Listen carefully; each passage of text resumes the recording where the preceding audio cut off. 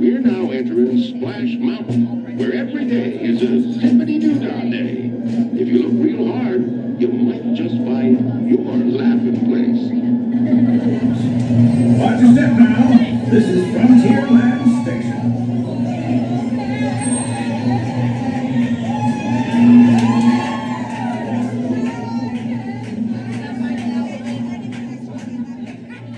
By the time that this video has been uploaded, Splash Mountain in the Magic Kingdom of Walt Disney World has been closed forever. It's one of those things that I grew up always being afraid of because I know that the source material is such a problematic, insensitive, bad idea to keep around the company. So it was only a matter of time before this attraction went away, but I kept telling myself over and over again, no, it's a classic, it's gonna stay, people love it, people love the characters, there's nothing wrong with the ride, it's the movie that has the problems. But then, on that day in 2020, we got the news. This just in, Disney making a major announcement about one of its most popular rides. Splash Mountain at Magic Kingdom is officially closing January 23rd. This is all in preparation for the new Princess and the Frog attraction being called Tiana's Bayou Adventure. Disney shared this new rendering of the attraction. It shows Tiana, the trumpet-playing gator Louie, and a band of new critters in the Louisiana Bayou. Tiana's Bayou Adventure will open in 2024 at the Magic Kingdom. Read more about it right now at clickorlando.com. I want to make something very clear at the top of this video, just to make sure that some people who are watching this don't mistakenly believe they're watching a different kind of video. This is not an outrage video. I am not yelling at Disney to save Splash Mountain, and I'm not condemning them for a bad choice. I adore this attraction. I am holding a Br'er Fox plushie in my hand that I have had for a long time. There is a wooden poster on my wall of the 25th anniversary posters they gave out. I am a massive fan of this attraction. And having said all of that, I think that this is an extremely good change. If hearing me say that hasn't completely turned you off to the video and you want to stick around, let's have some fun. Let's go through the history of this thing. Let's explore some of our favorite parts about it. Let's watch some ride-throughs. Let's celebrate this attraction. And then after we take a look at the present and we take a look at the past, let's go ahead and optimistically look towards the future together. America Sings was an attraction from Walt's original Disneyland that was open from 1974 to 1988 in Tomorrowland for some unexplained reason. It featured a cast of audio animatronic animals that entertained the audience by singing songs from various periods in America's musical history, often in a humorous or a silly fashion. The master of ceremonies was a bald eagle named Sam. Same eagle, huh? No, not that one? Okay. The characters in America Sings were patterned after the characters from the concept art for an animated movie called Chanticleer that Walt Disney scrapped in the 1960s. Chanticleer was originally worked on by a team made up of Ken Anderson, Wooly Reitherman, Milt Kahl, and Mark Davis. Mark Fraser Davis was a prominent American artist and animator for Walt Disney Animation Studios. He was one of Disney's 9 old men, the famed core animators of Disney animated films, and was revered for his knowledge and understanding of visual aesthetics, namely his character designs. His character designs always came off as very striking, adorable, friendly, and fascinating. He just had something to it that just jumped off the screen and really brought these characters to life in a way that a lot of artists weren't really able to do. As you could probably put together by the concept art you're seeing on the screen, Mark was the lead designer for America Sings. Now, America Sings was mainly created to celebrate the United States bicentennial, which culminated on Sunday, July 4th, 1976, which is the 200th anniversary of the adoption of the Declaration of Independence. What is happening? What is this? Why? As I mentioned earlier, though, that theme didn't quite mesh with Tomorrowland, aside from the animals actually being audio animatronics, but that's like not the forefront, so anyways. With it being over, and there not really being much justification to keep something not that futuristic in the futuristic part of the park, America Sings was closed. The theater would later be repurposed for such shows as Interventions, The Carousel of Progress, the Star Wars Launch Bay, and nothing. Pretty much nothing.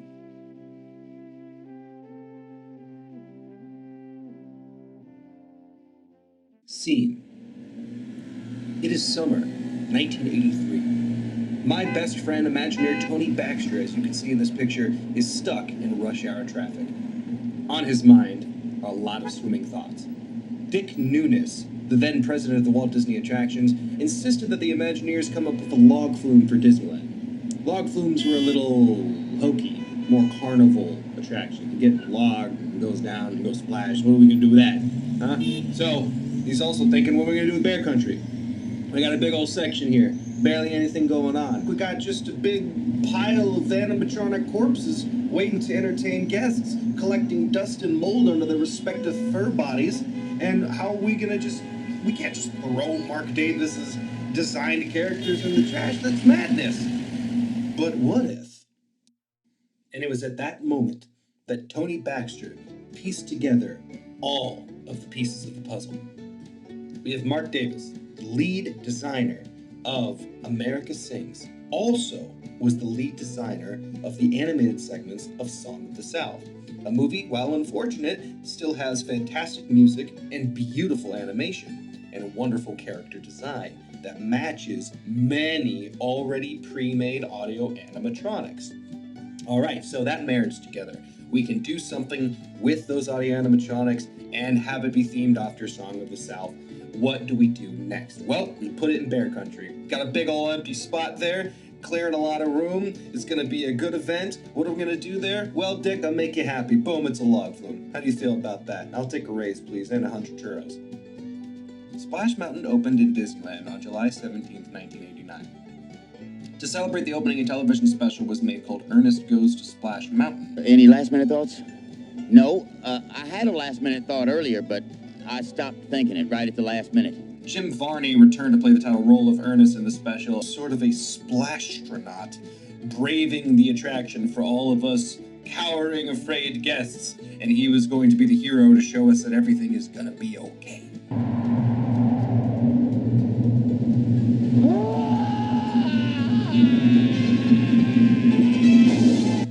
And on behalf of all my colleagues, yes, the little people behind the scenes, behind the camera, in this great profession that we call the news. Oh, here he comes now. Well, that's strange. I can't see him yet, but I will stand by until he does arrive. Jim, I love you. Rest in peace. Thanks for everything. In 1991, construction began for the attraction at Magic Kingdom and Tokyo Disneyland. On July 17, 1992, soft openings began at Magic Kingdom, and the two versions of Splash Mountain officially opened within a day of each other in October of 1992. The Tokyo Disneyland attraction opened on October 1st, and the Magic Kingdom attraction opened on October 2nd. As the Magic Kingdom and Tokyo parks had never had an America Sings attraction, all the animatronic figures were created specifically for their respective versions of Splash Mountain, similar in design to the Disneyland figures. So let's recap. There was a show that had completely different animatronics that were repurposed for Splash Mountain, and then new Splash Mountains were made where they had to recreate those repurposed animatronics. It's a fun small world, ain't it? Now, the plot behind Splash Mountain is a composite of several of the Joel Chandler Harris Uncle Remus stories. Different versions of Splash Mountain feature similar stories, but there's a few differences here and there, and one of the biggest ones being Br'er Fox's fur being white in Disneyland and not in any of the other ones. That's not super important to anyone but me, but like, why? I don't understand. It's not like that in any other character design. He's not like that in the walk-around character. He wasn't like that when the ride opened. What happened? Did he go gray? Are you getting old there, buddy? What is happening? Who did this? Why? Who did this? But regardless, all the rides present scenes taken from the animated segments of the film Song of the South, telling the story of Br'er Rabbit, the protagonist, a mischievous character who leaves his home in search of adventure because he just can't stand the normal, boring life he has in his briar patch. Br'er Fox and Br'er Bear, the antagonists of the story, are determined to catch him and eat him as foxes and bears tend to do with rabbits, apparently. Br'er Rabbit avoids a snare trap by tricking Br'er Bear into using it instead, claiming that he would be making $1 a minute, tricking the dumb bear. Br'er Rabbit continues on his journey to find his laughing place. Out of curiosity, his foes follow, but only for Br'er Rabbit to lead them into a cavern of bees so he can trick them and get away from them. Br'er Fox eventually catches Br'er Rabbit in a beehive and threatens to roast him and eat him. Br'er Rabbit uses reverse psychology on Br'er Fox, begging the fox. Br'er Fox then throws Br'er Rabbit into the briar patch, represented by the flume's drop. Br'er Rabbit escapes uninjured, and the other animals rejoice to have Br'er Rabbit back. Now, we've been talking a lot about the Disneyland Splash Mountain, which as of this recording does not have a closing date. I can only imagine it will be out the door soon, but if you are listening to this and Splash Mountain is currently open, do what you can. Get out there, experience it, and say your goodbyes. But if you can't, and that's impossible by the time you're watching this, don't worry, we're gonna ride together. I'm going to show two ride-throughs, two of the last ones that I ever took. I find these to be important because the last ride I took in Walt Disney World was exactly that. The very last time I will ever ride that attraction. I went on a solo trip in 2021, and I knew that the ride was going to be on its way out, but we did not have a closing date yet. Because of some issues with getting my luggage from the airport, I did miss rope drop, so I had to wait until the second day in order to ride. I went over to the Magic Kingdom after visiting Epcot for the very first time, and I saw that the ride was down. I sat down, and I had a conversation with the cast members there for, honestly, probably over an hour. We talked about life, the parks, what we're excited about the change, what we're gonna miss about this ride, and celebrities. We talked about what celebrities go there. Pretty cool. Ask your cast members sometime. They all have some cool stories. I waited and waited and waited, and I was determined to sit there and miss an entire day at the Magic Kingdom if I needed to, because this ride was important. And then... Just reopened. I'm leading the parade. We're all coming down.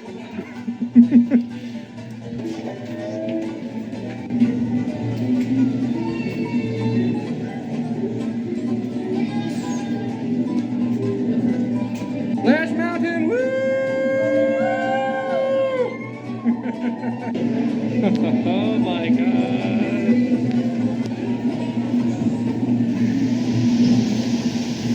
Hey, Uncle Phil. Oh my God.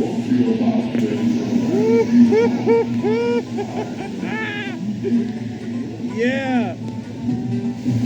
Woo. Oh, yes. Yes, yes, yes. Oh, I'm remembering how much I love this ride.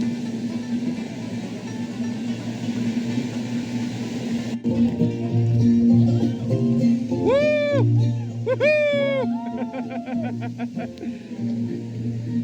Oh, look at that view. Mostly trees, but look at that view. Whoa! Woo! Hey, br'er. How you doing? Woo-hoo!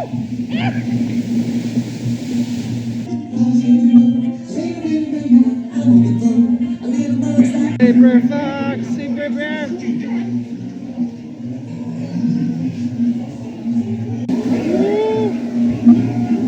Yeah!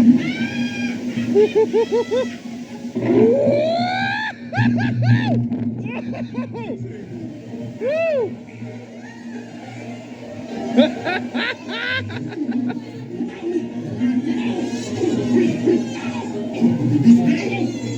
Oh, I love you, Br'er Fox. I love you, Br'er Rabbit.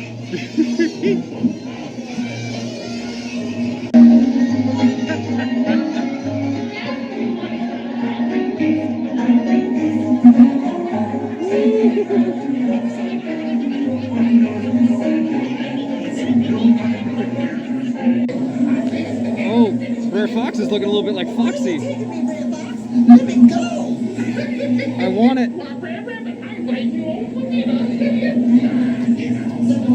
Yeah.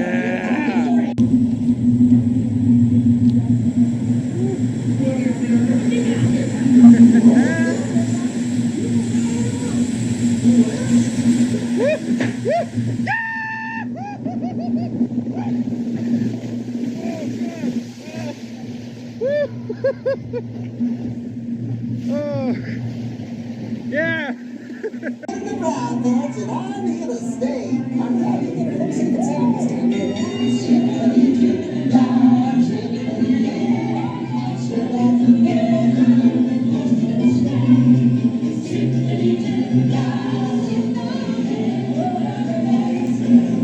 gonna run around and do it again.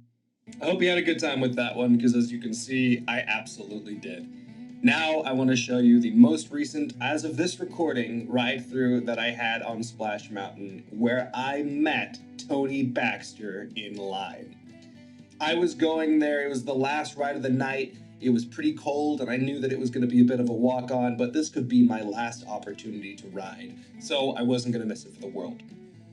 I turn into the barn where the beginning of the queue is, and I turn the corner, and right in that little turnaround area before you go up the stairs, there he is!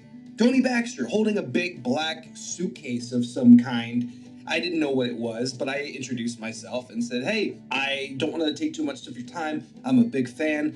If you're not super busy, are you okay with taking a picture real quick? Which is something I normally don't like to do, but this is Tony freaking Baxter, so I had to take this opportunity.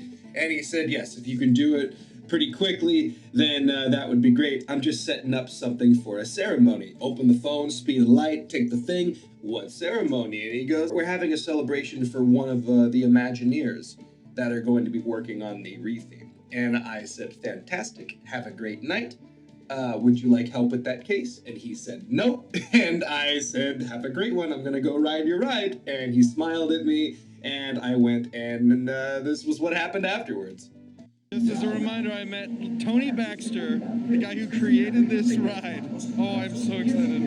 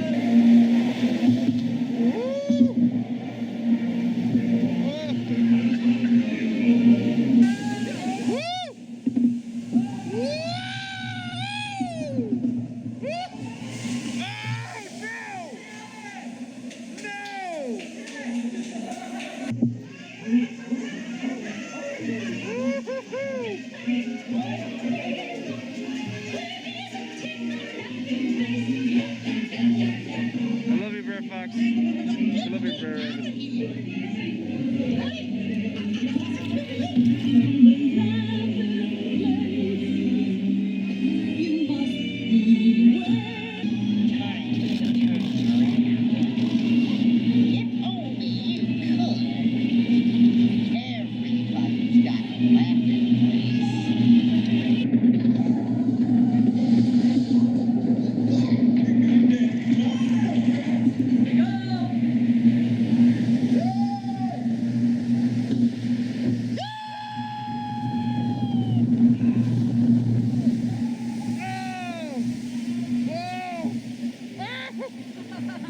Oh my god, that second drop got me way more wet than that one. Woo!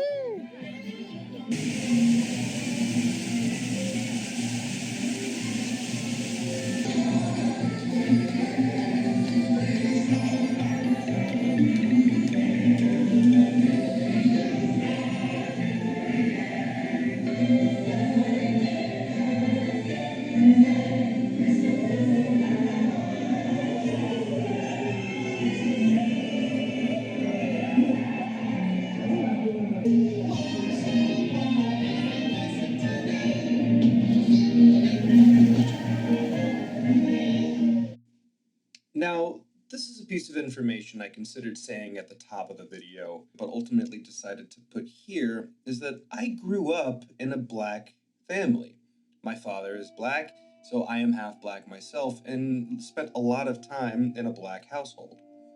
One can imagine me being a huge fan of Splash Mountain and its ties with Song of the South would have caused a huge issue, but it really didn't. My family thought about that attraction as just that, a Disneyland attraction. They didn't think of it as some racist propaganda that perpetuates stereotypical dialect and behaviors from outdated views of America. They viewed it as a ride and something that brought me great joy. But do you know what brought even more joy?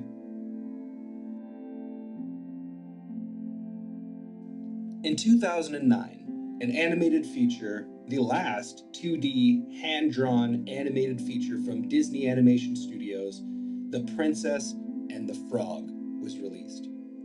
For the first time, I got to see my family, my little sisters, my little cousins, look at the screen and see a princess that looked like them. A lot of people don't understand how powerful this can be.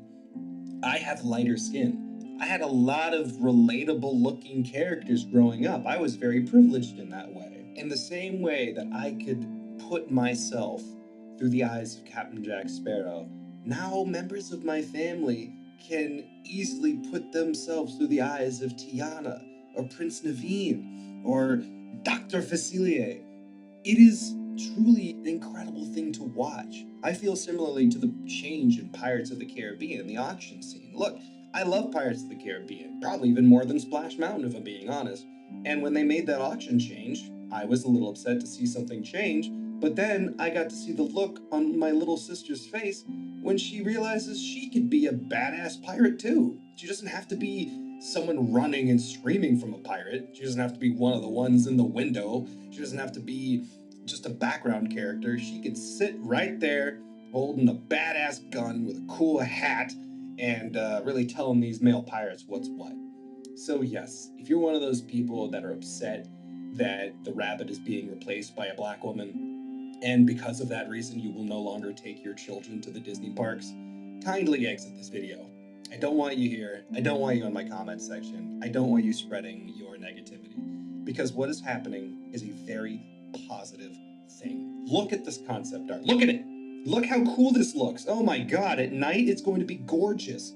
And think of the last time you rode Splash Mountain. Look at the lights. Most of them are off. A lot of the animatronics don't work. We've been riding this ride since we were kids, and it's been the same thing over and over again, and I know we are Disney fans. We like the same thing over and over again. But imagine how cool it's going to be when you enter that barn, you don't know what you're gonna see. You don't know what you're gonna experience. You don't know what songs you're gonna hear and in what order. You don't know what fiber optic effects are gonna be going through. You are going to board that log and have no idea what is coming, and I cannot wait. You have no idea what's going to happen after the second lift hill. Is it going to be indoors? Is it going to be outdoors? What is going to happen? And that is why the future looks good, ladies and gentlemen. Because we're getting a new ride. The same track. Every ounce of fun you have on that ride, you're going to have on this one. But you're just going to be looking at new, updated, and yes, I'm sorry to say, but it's important, culturally empowering characters. If you're having a good time still, please hit that subscribe button. Please like and comment because that stuff actually matters. You know, you go through all my other videos. If you want to hang out with me and go to the parks, I try my best to make it feel like you're just hanging out with a good friend. And every comment helps, and every share helps. And I plan on doing a lot more. I have a new series in the works. It's going to be pretty long form, and it's going to be by a solo tripper for a solo tripper. So let's see how this works. I will see you all a little later. Bye-bye.